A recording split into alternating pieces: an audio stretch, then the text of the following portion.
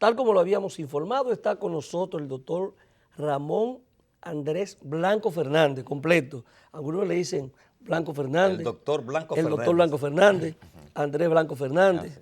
Pero bueno, está con nosotros y es un placer recibirle en nuestro espacio Visión Integral.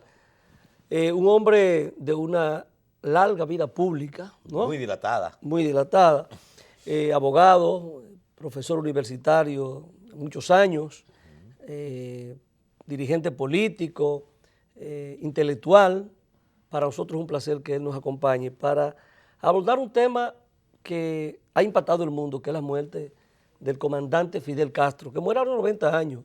Y yo quiero aprovechar este momento para felicitar a don Blanco Fernández, que cumplió el miércoles 90 años. 90 años. O sea que la misma edad de Fidel. La misma edad de Fidel, y entonces vamos a ver cómo él se ve, porque es impresionante, ¿no? Sí. Que a los 90 años se pueda ver don Blanco Fernández como se ve. Sí. Yo le tengo envidia. Para nosotros es un placer recibirlo en este espacio. No, Muchas gracias, para mí es un placer estar aquí con ustedes. Compañeros, que uno lo viene desde que eran muchachitos. Ya no lo vemos tan muchachito. Bueno, pero todavía. Yo de verdad que de manera particular tengo un gran aprecio a don Blanco porque ha sido su trayectoria, un hombre vertical en sus ideas, en su principio. Y bueno, qué mejor que él para tratar un tema que ha impactado el mundo, que es la muerte del comandante Fidel Castro. Y quisiéramos que don Blanco empezara a valorar lo que fue la figura de Fidel Castro, que vemos como hoy lo despide el mundo, no solamente Cuba, sino que lo despide el mundo.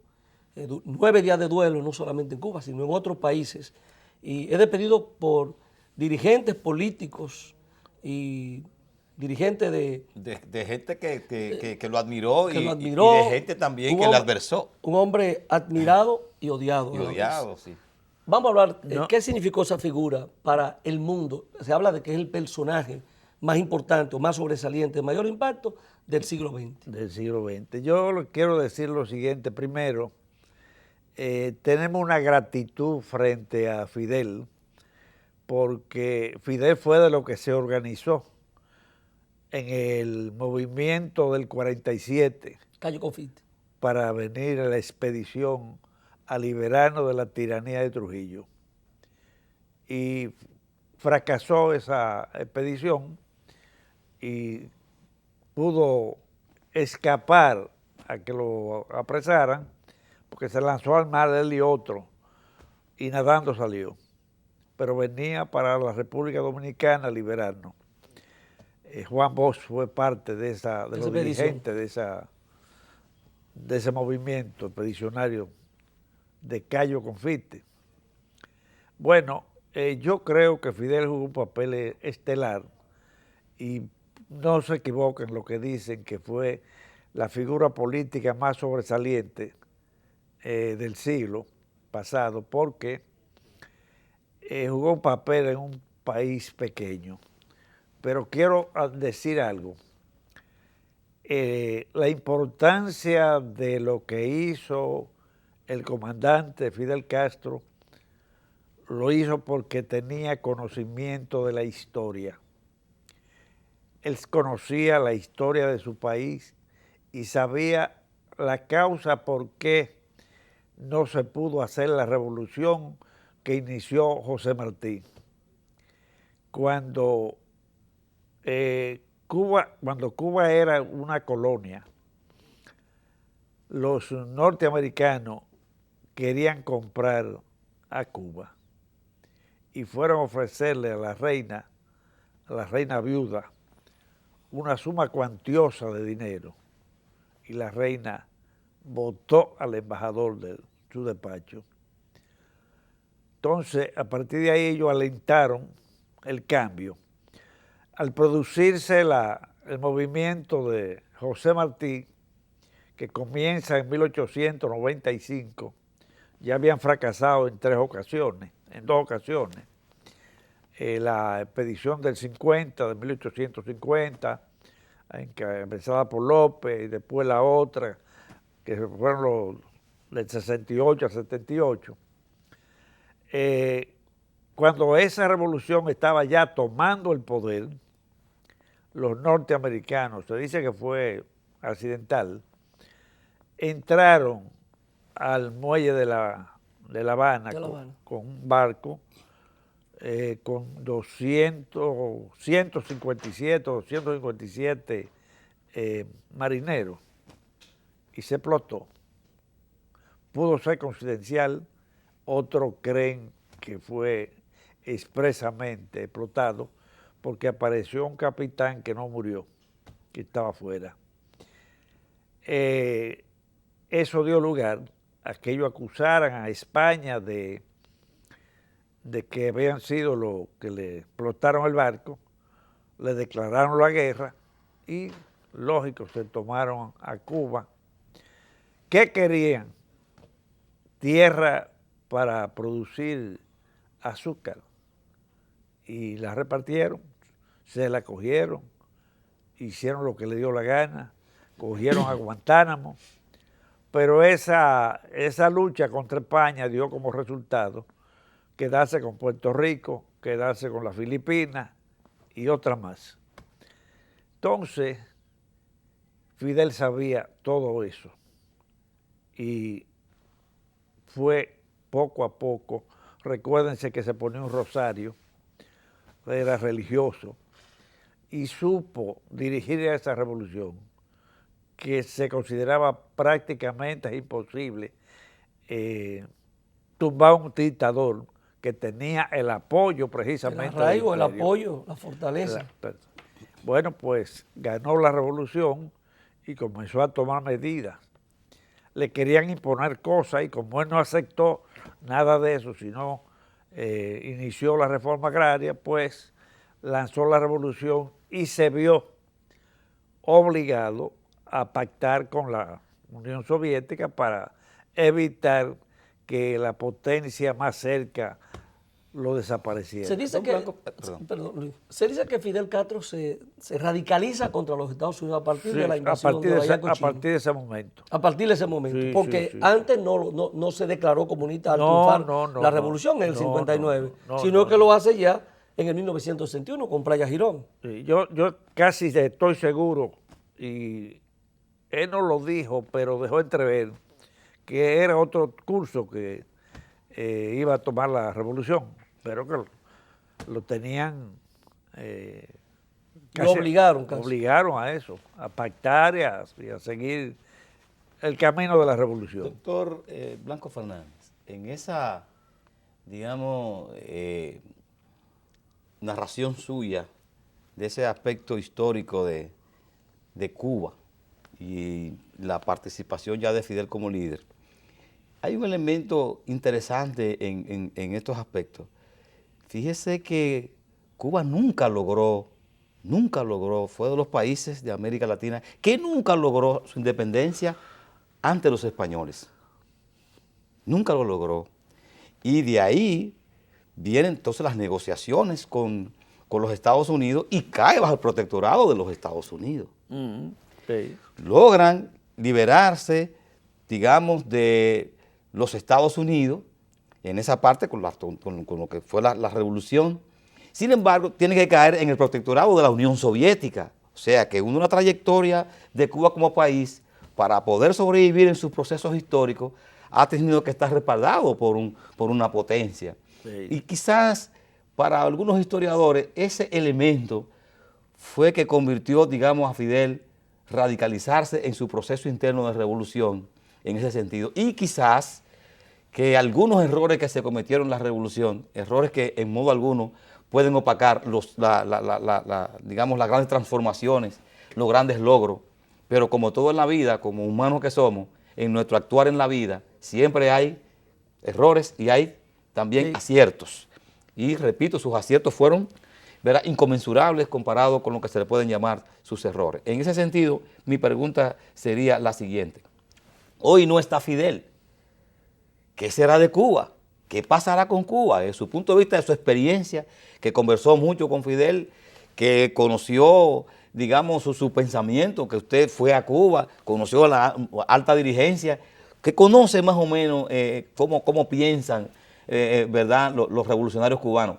¿qué va a pasar? ¿Qué usted entiende cuál debe ser el camino? Déjeme decirle, ya con Fidel vivo, se estaban tomando medidas de cambiar El proceso de apertura el que se sistema. está viviendo en Cuba. Ya se está cambiando eso. Mire, los logros más importantes de la Revolución Cubana, y yo digo, primero la dignidad de la nación cubana, de América y hasta del mundo, la representó Fidel Castro. No se dejó humillar, no se arrodilló frente al imperio norteamericano, pero tampoco se arrodilló frente al imperio ruso, porque él no aceptó muchas cosas de Cuando vinieron las diferencias, ahí salieron a relucir. Era un señor patriota que defendía su país y defendía al mundo, la libertad del mundo, aun cuando fue necesario implantar una dictadura en ese país. Y yo creo firmemente que en América Latina no se van a hacer cambios progresistas si no hay gobierno fuerte, que se cumpla la ley. Yo creo que esos son los logros más importantes. La educación fue excelente. La medicina, yo estuve en la Universidad de La Habana y vi cómo un profesor daba clase a 5 estudiantes. Y yo pregunto, ¿y por qué tan poco? No, era para que le dedicara más tiempo y se hicieran más investigaciones, se hicieran más esto, más el otro, especialmente en medicina. Yo creo que esos son los logros más importantes de la revolución. Y lo que está pendiente. La salud, la investigación. La investigación. ¿Y qué tenemos pendiente, doctor? Tenemos pendiente a la democracia, el derecho a disentir, Sí, claro. que es parte del desarrollo de los seres humanos. El derecho también a usted exponer sus ideas de manera libre, sin ningún tipo de cortapisas. Claro.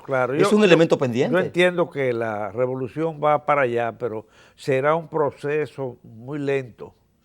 Será un proceso lento, porque si se hace de golpe y porrazo las libertades en América y esos enemigos que tiene esa revolución, que son muy radicales y que ellos parece que no se dan cuenta cuál fue la causa que originó esa revolución. La causa que originó esa revolución fue la corrupción que había, la forma como se trataba a ese pueblo, fue lo que dio lugar a eso.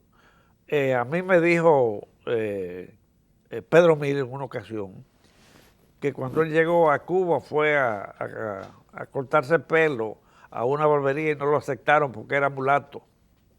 Entonces, todas esas cosas pues dieron lugar a ese cambio, a esa revolución, para romper con la corrupción que había en ese país. Dentro de esas transformaciones que usted menciona que necesariamente tienen que producirse en la sociedad cubana, Raúl Castro sería la persona llamada que sucede a Fidel Castro cuando ya no podía seguir frente al Estado, frente al gobierno. Es la persona, está convencido de que esa transformación debe darse, aunque hay indicios que nos dicen que las cosas van cambiando, que hay medidas de política que se van tomando que implican cierta apertura a nivel empresarial, comercial. ¿Usted cree que él es el que está llamado a hacer esa transformación y cree en esa transformación? Yo creo que sí, que él está consciente del papel que tiene que jugar ahora ahí. Me parece que él va a iniciar eso. Sin embargo, él ha declarado que estará en el poder solamente hasta el 2018. O sea, le quedan, digamos, 24 meses apenas. Es y en 24 meses, entiendo yo, un proceso tan complejo ahí pudiera transformarse a esa magnitud. Sí. Si los líderes de la revolución, los que existen ahora, son inteligentes, hasta unas elecciones se pueden hacer para elegir un presidente y ellos proyectar uno. Con un partido único. No, o sea, no. yo no concibo, doctor, yo no concibo, doctor. Permitir ese proceso, la disidencia, permitir la disidencia, organización. lo que quiera. Ahora sí, o sea, apertura democrática que permita el surgimiento de Claro. otros partidos y entre esos partidos hacer unas elecciones. Claro. Porque con un partido único yo no entiendo una elección. No, ya ese Se día... habla de privilegios que le estuvieron dirigiendo, que han estado en el poder durante tantos años y que muchas veces ceder a esos privilegios, dejar esos privilegios, se hace muy difícil. Mire, o sea, estaría esa clase... Déjeme decirle, Cuba, yo escuché a un periodista, a uno que tiene un programa, diciendo que había privilegios. No se cree que hay mucho privilegio ya. No hay mucha... Yo visité la casa de varios funcionarios y no se veía que había privilegio. Veía que había una sociedad que vive más o menos escasez en muchas cosas. en igualdad. Y más o menos. Una de más las o menos. cosas- No es tengo que un sea testimonio. igual, pero Yo tengo un testimonio. Yo visité La Habana en este mismo año y yo visité la casa de Alegre, no creo ahora, Fernando Alegre, que fue ministro de Educación durante 20 años, creo que más de 20 años.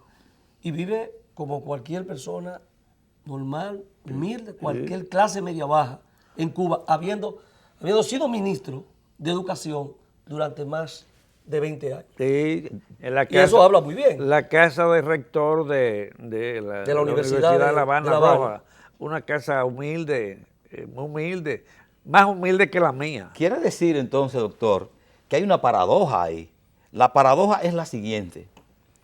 Vea, rompimos con los privilegios, eliminamos la pobreza y la extrema pobreza, sin embargo no pudimos generar una clase media y está demostrado que la sociedad moderna de hoy que no genera una clase media, el impulso de su desarrollo se retrasa aún más. Implica entonces eso que están ellos compelidos a desarrollar y a generar una clase media en la revolución. Yo entiendo que sí, va a haber cambio, porque no puede una sociedad vivir aislada durante tantos años. Eso le ha hecho mucho daño a Cuba, ese embargo que le hicieron los Estados Unidos, perdieron muchas cosas. Mire, con su anuencia, vamos a hacer una pausa y retornamos a esta interesante conversación con el doctor Andrés Blanco Fernández. Pausamos y en breve retornamos.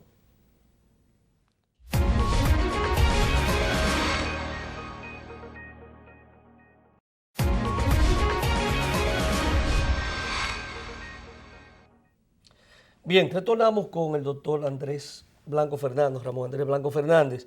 Hablamos de una sociedad que más o menos se desarrolla en términos de igualdad, por decirlo, o sea, la visión del socialismo, del marxismo, ¿no? Y Luis decía ahorita, no una sociedad que aplicó el principio marxista.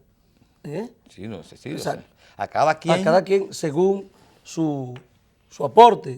según su capacidad. Su capacidad.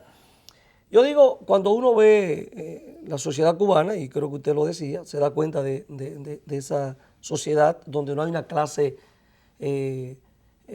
media alta, pero una clase pujante.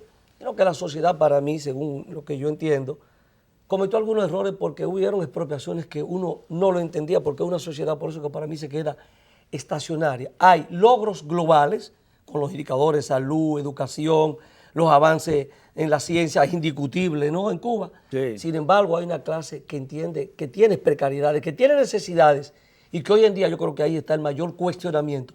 Que hay un efecto de demostración que el mundo te presenta y que tú dices, ¿por qué nosotros no tenemos esas mismas oportunidades? ¿Qué ha pasado? Y sobre todo ahí, para tu pregunta ya, dejarla bien abierta, tuvieron un fracaso en la parte de la vivienda. O sea, claro, hay 3 generaciones que han vivido en la misma casa. En la misma casa. Esas son de las cosas que usted entiende que hay que transformar. Yo le decía, fuera de cámara, que le dije al rector, le dije, magnífico, ¿qué pasó aquí? Que ustedes expropiaron hasta los chimichurri. Entonces me dijo que donde se metía la baja pequeña burguesía, radicalizaban todo y que eso no era el propósito de ellos. Pero se hizo muchas cosas que no le convenían a la revolución y que son lo que son las causas que han producido esa ese retraso en muchas cosas que tiene la Revolución Cubana, que yo me imagino que se va a superar ahora. Fidel Castro no solamente fue el líder de la Revolución Cubana, que hoy en día, con la muerte de él, pues se da cuenta de la dimensión de la figura, no solamente lo querido que sigue siendo por el pueblo cubano, hay que ver las manifestaciones en la Plaza de la Revolución, más de 2 millones de personas, hay que ver lo que fueron la salida de La Habana hacia Santiago de Cuba, recorrido histórico, porque así histórico, lo que ha implicado, y el reconocimiento y el apoyo del mundo. del mundo entero. O sea, el impacto de esta figura de dimensión internacional, donde todos los periódicos a nivel mundial trajeron en primera portada la figura de Fidel, con diferentes titulares. ¿A qué se debe ese apoyo mundial a Fidel, yo diría? O ese reconocimiento. Precisamente a lo que yo inicié diciendo, que ese es representante de la dignidad de estos pueblos. Pero no solamente América Latina. No, América Latina y el mundo. Y el mundo. Déjeme decirle, en los acuerdos internacionales que se han tomado, una de las cosas que tienen que hacer las naciones es respetar la soberanía de esas naciones, la autodeterminación de esas naciones, no intervenir en los asuntos internos de esas naciones. Eso viene de hace 1600, 1800, se han venido haciendo acuerdos, pactos internacionales, que muchas naciones no lo cumplen. Y Fidel es un exponente de eso. Hizo que se cumpliera con esos principios internacionales en su nación y pidió y luchó por los demás pueblos precisamente para que se respeten. Yo creo que los pueblos tienen que autodirigirse, buscar la forma de sus líderes que lo dirijan sin la intervención de ninguna otra nación en los asuntos internos. Doctor, hay, digamos, uno de los señalamientos que más se le hace al comandante Castro, se le dice que él fue un dictador. Y yo le voy a hacer la siguiente pregunta a usted en función de ese señalamiento. En la historia de la humanidad, lo que han sido los dictadores, se han enriquecido de su pueblo, lo han humillado a su pueblo y han vivido como príncipes y reyes.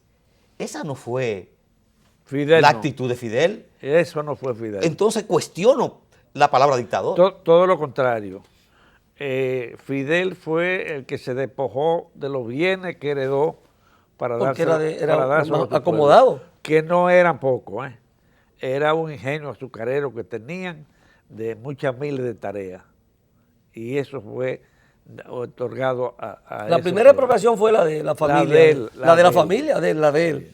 Y no, ninguno vivían de esa gente como príncipe. Dictadura, tiranía son las de Trujillo, que se apropió de la riqueza del pueblo dominicano. Correcto. En su propio provecho.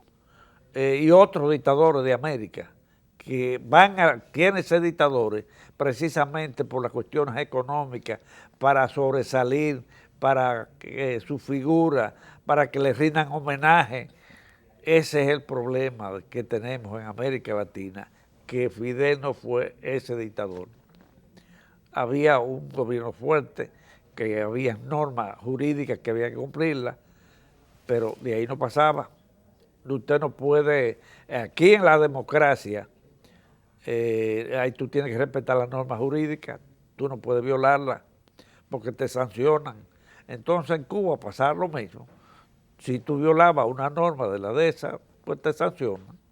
Y puede decirse entonces, doctor, digamos porque el presidente Obama de los Estados Unidos, que es el dueño de las armas, donde más se producen armas en el mundo, y que, digamos, el mundo hoy se encuentra en una situación prácticamente de guerra con las armas que fabrican y venden los Estados Unidos. Sin embargo, este presidente es un premio Nobel de la Paz. Entonces, yo no entiendo aquí, para usted con su experiencia, ¿cuál podría ser entonces más un dictador? Un hombre que como Fidel Castro, ¿verdad?, que todo lo dio por su pueblo, no fue un presidente que fue a hacer negocios para grupos, para sectores y de privilegio. Y también cuando tuvo relaciones con países hermanos, era siempre con un sentido internacional y de solidaridad. Sí. A diferencia de un presidente como es el de los Estados Unidos, Obama, que ya sale, que ya sabemos que el gran negocio de las armas para asesinar y matar gente, y sin embargo ese es un premio Nobel de la Paz. Otra paradoja. Cosa veredes. Cosa veredes. Yo creo que Simón Bolívar tenía mucha razón cuando se reunió en 1826, creo que fue, en Panamá, y le dijo a los suramericanos que había que unirse, había que ser una nación fuerte, porque parece que había nacido por la providencia una nación al norte que iba a explotar y humillar a los pueblos del sur. No se llevaron de él, se repartieron el continente y la prueba la tenemos nosotros. La gente que conoce la historia de los Estados Unidos, lo que han hecho los Estados Unidos, se va a quedar perplejo, atónito, cuando vean cosas. Por ejemplo, yo me leí un libro ahí de un economista norteamericano brillante que lo contrataron y se arrepintió de las cosas que estaban haciendo y escribió un libro que se llama Confesiones de un gángster económico. Las cosas que se hacen. Mire, con el triunfo de Donald Trump y sus pronunciamientos sobre Cuba, que lo ha mantenido, que dice que va a luchar por la libertad, por la igualdad en Cuba, habla de una dictadura, un proceso de apertura que se viene dando con la presidencia de Obama. O sea, las relaciones diplomáticas se restablecen, se flexibilizan los viajes, las remesas. ¿Podemos volver hacia atrás con Donald Trump? ¿Usted cree que Donald Trump va a cumplir los propósitos que tiene? Yo creo que él va a hacer, porque él recibió el apoyo de los cubanos, de los gusanos cubanos, y hizo los pronunciamientos. Pero a pesar de eso, yo creo que él no puede ir demasiado lejos. A nosotros no nos daña, entiendo yo, porque nosotros tenemos un problema. Nosotros andamos el filo de la navaja, como me dijo uno una vez. Nosotros nos quieren dar la tutoría, y quizás menos que la tutoría, del pueblo haitiano. Y nosotros no podemos hacernos cargo de 10 millones de tantos pobres, miserables, teniendo nosotros también unos millones que están en situaciones económicas muy malas. Ya yo vi ahí en la prensa que el 93% de los trabajadores de las obras son haitianos. Sí. Entonces, ¿dónde está el secretario o la secretaria de trabajo cuando la ley establece, el código laboral establece ¿Una proporción? que no puede haber más de un Creo que un 20%? Entonces, tenemos ese problema que nos lo quieren echar a nosotros, cuando deben ser ellos, los franceses, los ingleses, o especialmente Estados Unidos y Canadá, que se hagan cargo de ese problema. Haití no ha podido, ha fracasado. Desde su independencia fracasó. Hasta en 2 naciones se dividió una vez. Y yo creo que se necesita un fideicomiso de las Naciones Unidas, hacerse cargo de eso. Y si quieren, llevarse una cantidad a la Guyana francesa, que hay 91,000 kilómetros cuadrados de tierra ahí, desocupada. Cabe la mitad de la población cubana. Dios, claro. Digo, de la población haitiana. Entonces, por Dios, que se la lleven para allá, que nos dejen 500,000 aquí, que nosotros... ¿Usted cree entonces que ese proceso de Cuba es irreversible? No importa la posición que tenga Donald Trump, vemos las empresas norteamericanas interesadas en hacer negocios. No, muy difícil. En Cuba, American Airlines recientemente creo que inauguró unos vuelos, ¿verdad? Llegó el primer Llegó vuelo el primer charter, vuelo charter. con la muerte, muriéndose Fidel y ahí Exacto. aterrizando. Déjeme decirle, en Cuba se estudia la historia, no como en República Dominicana, que ya desapareció la historia. Aquí no le damos ni siquiera a Juan Pablo Duarte lo exaltamos ni nada, ¿no? Está desapareciendo la juventud. Tú le preguntas, algunos dicen que fue un artista. Mire, y me gustaría saber de esa experiencia que usted tuvo con Fidel en algún momento cuando visitó el país en el 1998, que usted estuvo ahí en esa comisión que le recibió. Nos gustaría saber un poquito de su experiencia con Fidel, cómo esa figura, porque yo digo que es una figura mística, ¿no? Yo le voy a decir una cosa. Dicen que le gustaban mucho las mujeres, le encantaban las mujeres, le encantaba también que el tabaco y también le encantaba hablar mucho. ¿Es cierto eso? Ay. Lo recibimos en el aeropuerto y de ahí salimos, yo cuánto, y después fuimos a la casa de Hernán Vázquez. Juan Bosch, había un grupo grande ahí y estuvo hablando de que llegó. Tenía discursos, los discursos más largos que se conocen son los de Fidel Castro. Eran los de él. De 10 horas, 9 horas. Sí, eran los de él. Hablaba mucho y tenía siempre anécdotas y pasó aquello y sucedió lo otro. Era una persona agradable. Cuando él vino en ese año, en el 1998, a raíz de una cumbre que se hizo aquí en el país, a él se le preguntó de cómo se sentía y dice él, era un sueño que tenía pendiente y hoy lo he hecho realidad. Sí, y entonces empezó a hablar de Máximo Gómez y dijo, ya llegué a una conclusión de que no estoy muy seguro que Máximo Gómez fuera dominicano. Ahí dejó la conversación. Pero ¿cómo le impactó esa figura a usted? O sea, No, muy bien, muy bien. Yo creo que era una persona agradable, conversadora. Si tú le preguntabas cualquier cosa, te la contestaba. No se veía como se ven los dictadores de América. Era un demócrata, Un hombre diría sencillo. yo. Una persona con mucha... bueno, yo pienso que ha sido interesante esta conversación. No sé si usted quisiera agregar algo más sobre lo que usted piensa, sobre ese proceso que se lleva a cabo hoy, sobre lo que... Quiero decirle lo siguiente. Algunos creen que terminó la revolución y que Fidel desapareció. Fidel es grande ahora y va a ser más grande en el futuro.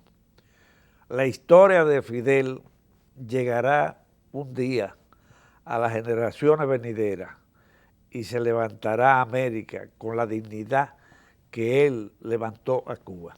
Bueno, Muchas gracias, doctor. muchísimas gracias, de verdad. Ha sido un placer tenerle en nuestro espacio Visión Integral y esperamos que usted que nos dé la oportunidad de tenerlo aquí de nuevo para tratar otro tema. Usted el tema haitiano, yo creo que es un tema que en algún momento pudiéramos invitarlo para que conversemos sobre la situación de la República de Haití y el peso que nosotros tenemos sobre Haití, ¿no?